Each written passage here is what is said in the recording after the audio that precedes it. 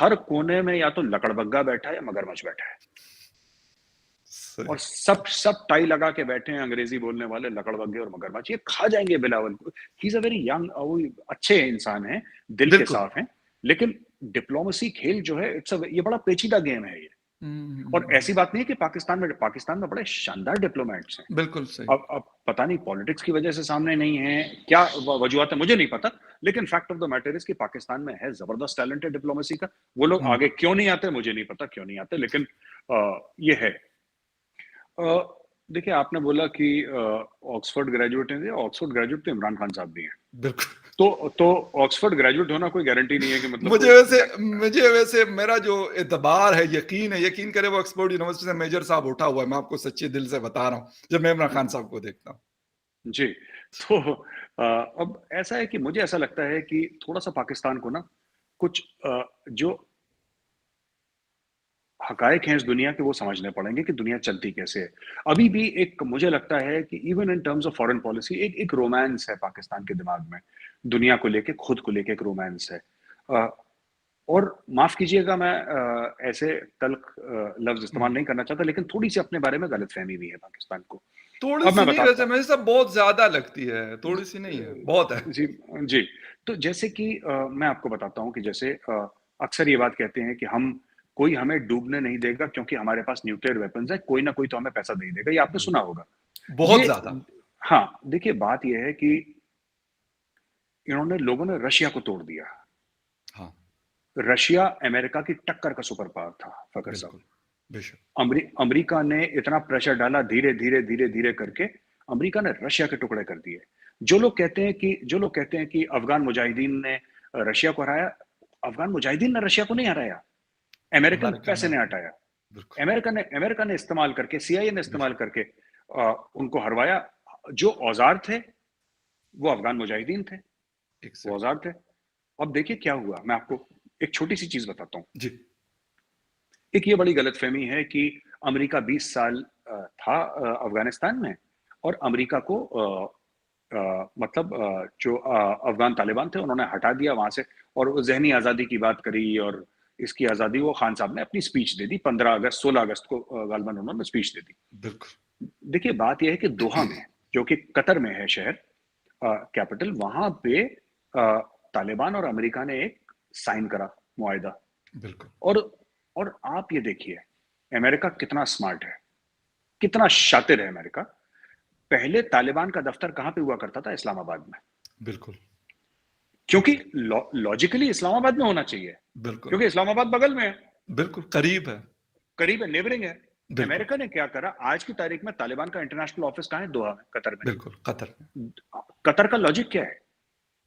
हम्म। America ने तालिबान को बिल्कुल पाकिस्तान के इन्फ्लुएंस से हटा दिया एकदम। इसीलिए बिल्कुल। आप देखिए टेढ़ी बातें करता है तालिबान। बहुत ज्यादा। आप एक दूसरी बात पूछता हूं, जी जब जी। तालिबान बिल्कुल 15 अगस्त को चढ़ गया था काबुल के ऊपर, तो एग्जैक्टली। मैं आपसे फकर साहब, आपसे एक सवाल पूछना चाहता हूं आपकी शो पे, कितने अमेरिकन फौजी मारे गए? एक भी नहीं। एक। क्यों नहीं मारे गए? खान साहब तो ये कहते हैं सबके सामने कि जंग हो गई थी, जंग हो गई थी, और उन्होंने मार दिया, फेंटियां लगा दी अमेरिकन को, और अमेरिकन को हरा दिया उन्होंने और जलील कर दिया। एक अमेरिकन मारा नहीं। ये कैसी जंग है जिसमें एक बंदा नहीं मरा? सुकून से ये वो चले गए थे, निकल गए थे बड़े आराम से, उनको सारा कुछ सपोर्ट दिया उनको निकलने में। सर सर बात सिर्फ ये है फकर साहब कि अमेरिका की नजर चली गई एशिया पैसिफिक पे, उसने बोला कि हमारा काम अलग है। वो तो यूक्रेन का मामला बीच में आ गया, वरना वो तो पड़े थे चाइना के साथ। एग्जैक्टली। उनका तो मामला ही कुछ और था। तो यहाँ पे बिल्कुल तीसरी जो बहुत बड़ी गलतफहमी है जी। कि कि किसी मैटर में डीप स्टडी नहीं है। मैं आपको बताता हूं, जैसे कि फॉर ओके। एग्जांपल कह देना कि आयूब खान साहब के टाइम पे इकोनॉमी बड़ी अच्छी थी, या ये कह देना कि परवेज मुशर्रफ साहब के टाइम पे इकोनॉमी बड़ी अच्छी थी, या जियाउल हक साहब के टाइम पे इकोनॉमी बड़ी अच्छी हाँ। थी। वो थी, उसमें कोई शक नहीं है। पर क्यों थी, इनसे पूछिए, ये कभी नहीं बताएंगे क्यों थी। हम्म। क्योंकि जब आप सिएटो सेंटो के पार्ट थे, हाँ। जब आप पहला अफगान जिहाद और दूसरा अफगान जिहाद लड़ रहे थे, जी। तो अमेरिका से डॉलर आ रहे थे। बिल्कुल। अब देखिए मैं आपको बोलता हूं, जी। पाकिस्तान में आप देखिए डॉलर का जो ग्राफ है, जो अभी हम कहते हैं कि करीब 230 पे, 235 पे पहुंच गया, जितने भी टू पहुंचा फिफ्टी रुपए। 250। चलिए 250 पहुंच गया। अब एक बात बताइए फखर साहब, मैं आपसे पूछता हूं, आप कभी नोट करिएगा 15 अगस्त पिछले साल 15 अगस्त के बाद, ठीक है, रुपए जो था पाकिस्तानी रुपए वो अंडर स्ट्रेस था, और ये कोई नई बात नहीं है, बिल्कुल। वो अंडर स्ट्रेस था।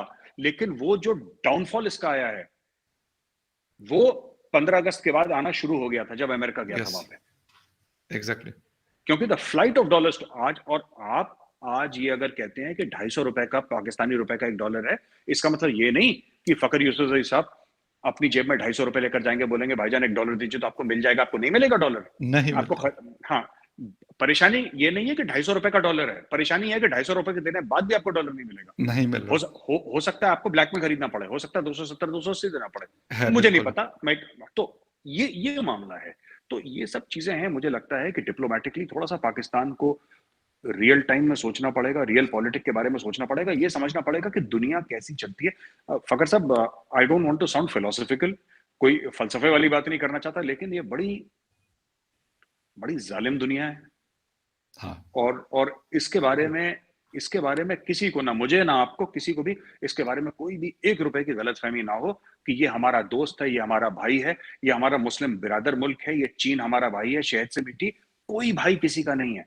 कल भगवान ना करे अगर पाकिस्तान किसी परेशानी में फंसता है, मैं कह रहा हूं पाकिस्तान को अपनी जंग अकेले लड़नी है, इंडिया फंसता है, इंडिया को अपनी जंग अकेले लड़नी है, कोई मुसलमान बिरादर मुल्क नहीं आएगा, कोई किसी की परेशानी में खड़ा नहीं होता। ये हमें तारीख सिखाती है, आपको बिल्कुल खुद ठीक खड़ा कह होना रहे हैं। होता अपने लिए। नहीं मेजर साहब, बिल्कुल आपकी अभी मतलब आप दूर नहीं जाते। अभी जो क्राइसिस हैं, कल बाजवा साहब ने विंडी शर्मन को कॉल की कि अमेरिका को, वो आईएमएफ को कहे कि हमें पैसे दे दे, और चाइना ने और सऊदी अरेबिया ने ये कंडीशन रखी हुई कि जैसे आपको आईएमएफ से पैसे मिलेंगे उसके अगले दिन हम आपको पैसे दे देंगे। तो फिर तो शायद उस तरह की हमें जरूरत नहीं होगी, लेकिन उन्होंने भी आईएमएफ की कंडीशन हमारे साथ लगाई हुई है। तो दोस्ती तो सीधी सी बात है, चाइना पाकिस्तान की हो या पाकिस्तान सऊदी अरेबिया की हो, मैं, वो मैं यही है कि जी जी जी प्लीज। बिल्कुल, जी बिल्कुल, माफ कीजिएगा, मैं बीच में बोल रहा हूँ फकर साहब। नहीं नहीं सर। मैं सिर्फ आपको ये जो वर्ड है ना पाकिस्तान में, ये आप लोग अपने टेलीविजन चैनल पे और जो आपसी गुफ्तगू है उसमें वर्ड बैन कर लीजिए, बिरादर मुल्क। ये जहर है पाकिस्तान के लिए, कोई एग्जैक्टली। आपका बिरादर नहीं है। ये झूठी बातें हैं, ये फरेब है, ये धोखा है, ये 420 है। कोई किसी का बिरादर नहीं होता है इस दुनिया में। यहाँ पे सगे भाई प्रॉपर्टी के लिए एक दूसरे का गला काट देते हैं, है बिल्कुल। फिर ये बोल रहे एग्जैक्टली। हैं बिरादर मुल्क है, वो हमारा मुसलमान मुल्क है, वो हमारी मुस्लिम हेल्प उम्मा। करेगा, मुस्लिम उम्मा। ऐसा कुछ नहीं है। ये सब ये एक झूठी बातें हैं जो फैलाई हैं। और देखिए, और जब एक जमाने में मुस्लिम उम्मा था, ठीक हाँ। है, जब जब हम खुलफाए राशिदीन की बात करते हैं, वो लोग, उनका कैरेक्टर कुछ और था, एग्जैक्टली। वो लोग किसी और मिट्टी के थे। ये अब ये जो रियासत मदीना बना रहे हैं आप, इन लोगों के साथ, ये शहबाज गिल जैसे लोगों के साथ आप रियासत मदीना बनाना चाहते हैं, ये मुझे लगता है ये बहुत बड़ी ब्लास्फेमी है। ये बात नहीं करनी चाहिए। This is an insult to रियासत मदीना। ये बात एग्जैक्टली। नहीं करनी, क्योंकि देखिए वो मट्टी के लोग, वो उन लोगों में मट्टी कुछ और थी। दोज आर बिल्कुल। People who are different, these people are, ये अपने आप को कहाँ कहाँ कंपेयर करते हैं, को अपने आप को वो सलाउद्दीन अयूबी समझता है, पता नहीं क्या क्या, इनका तो चक्कर ही कुछ और है इनका तो। नहीं अब तो इनकी मेजर साहब, अब तो बात यहाँ तक पहुंच गई कि कुछ 2 दिन पहले कहीं तकरीर कर रहे थे खान साहब, तो उन्होंने कहा कि जो जो लोग हमारे से अलग हुए और दूसरी पार्टियों में चले गए, उन्होंने शिर्क किया है। मतलब बड़ी खतरनाक बातें कर रहे हैं। लेकिन बड़ा मतलब मुझे बड़ी हैरानगी होती है। वैसे तो कोई बेचारा अगर छोटी सी बात कर लेता पाकिस्तान में, तो उसके तो मतलब उसके ऊपर तो चढ़ दौड़ते हैं और मार देते हैं। सलमान तासीर साहब की मिसाल ले लें या किसी और आम आदमी की, तो उनको तो नहीं छोड़ते। लेकिन इमरान खान साहब पता नहीं क्या कुछ कहते हैं, मतलब वो बातें मैं नहीं करना चाहता यहाँ पे कि वो बातें कर रहे हैं, और ये नहीं कुछ चुप, मतलब चुप के कर रहे हैं, ओपनली टीवी पे उनकी स्पीचेस चल रही होती हैं और हर जगह पे ट्विटर के ऊपर और पता नहीं कहाँ कहाँ, लेकिन वो सारा कुछ सही है। अगर मैं मैं और आप जैसे लोग बात कर लें तो जी, फिर वो तो शायद जी, सबसे बड़ा दुनिया का मैं सबसे सिर्फ बड़ा एक, गुन। जी, मैं एक बिल्कुल जी छोटी सी बात कहूंगा आपसे। मुझे लगता है आप रैप अप करना चाह रहे हैं अभी, बट जी बिल्कुल। मैं बिल्कुल, फकर साहब आपकी इजाजत हो तो एक छोटी सी बात कहूंगा बहुत शुक्रिया। कि इंडिया में क्यों लोग इतने खुश हैं कि इमरान खान इतना पावरफुल है। उसका कारण है, उसका रीजन है, इसलिए नहीं कि वो पाकिस्तान को डैमेज करता है, इसलिए कि इमरान खान आइडियोलॉजिकल है। इमरान खान इमरान खान ने सुप्रीम कोर्ट से लेकर, आर्मी चीफ से लेकर, इकोनॉमी से लेकर, डिप्लोमेसी से लेकर सबको उसने किनारे लगा दिया। और वो एक्चुअल देखिए, आपने शिर्क वाली बात करी ना, एग्ज़ैक्ट वो झूठ नहीं बोल रहा है इमरान खान। इमरान खान यकीन करता है कि उसके ख्वाब में फरिश्ते आए थे।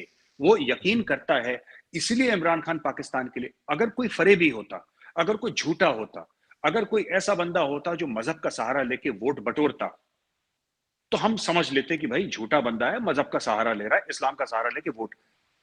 वो झूठ नहीं बोल रहा है इमरान खान। इमरान खान यकीन करता है कि उसके ख्वाब में फरिश्ते आए थे। वो यकीन करता है कि जो छोड़ कर गए उन्होंने शिर्क करा है। वो इस that is why he is dangerous, because he is a true ideological believer. इसलिए वो खतरनाक हुँ, है इमरान खान। बिल्कुल। और हमारे लिए अच्छा है। Thank you very much major साहब।